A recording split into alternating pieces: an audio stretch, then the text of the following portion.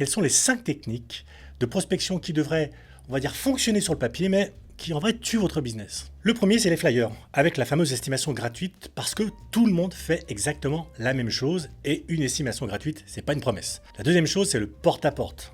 Vous détestez faire ça, mais vos prospects aussi, rassurez-vous, ils détestent ça. Il n'y a rien de plus intrusif que d'aller taper à une porte et au final ne faire que quémander. La troisième chose, c'est les annonces publiées sur les portails d'annonces. La vérité, c'est que les portails ne font que diffuser votre annonce et n'expliquent pas pourquoi vous êtes la bonne personne pour aider vos prospects. La quatrième chose, c'est bien sûr la prospection téléphonique, à froid, dont le taux de refus frôle les 95%.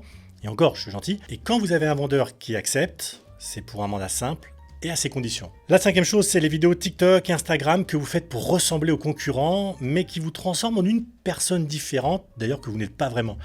Et du coup, c'est compliqué à faire, ça ne vous motive pas. Évidemment, la question qu'on peut légitimement se poser, c'est pourquoi réellement ça ne marche plus. Ce que je peux aujourd'hui vous dire, c'est qu'on peut identifier 5 raisons principales. 1, déjà, tout le monde dit la même chose et fait les mêmes offres. Estimation gratuite, accompagnement pour la vente. Il n'y a plus rien vraiment qui distingue votre expertise de celle de n'importe quelle autre agence. De 2, on essaie de convaincre au lieu d'attirer. On balance toujours les mêmes arguments sans apporter de valeur. Et le truc, c'est que vos prospects veulent de la valeur. C'est la condition d'ailleurs sine qua non qui vont vous donner leur confiance et leur argent. 3, vous dérangez les gens. Autant être franc, vous tapez à leur porte alors qu'ils sont tranquilles dans leur jardin.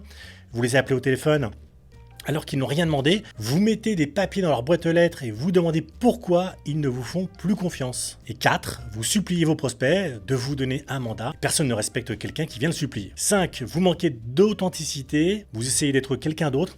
Ça se voit, et je veux dire, c'est aussi visible d'ailleurs que sur le nez au milieu d'une figure. Et si vous jouez aujourd'hui à être quelqu'un d'autre, vous allez créer une espèce de sentiment de répulsion.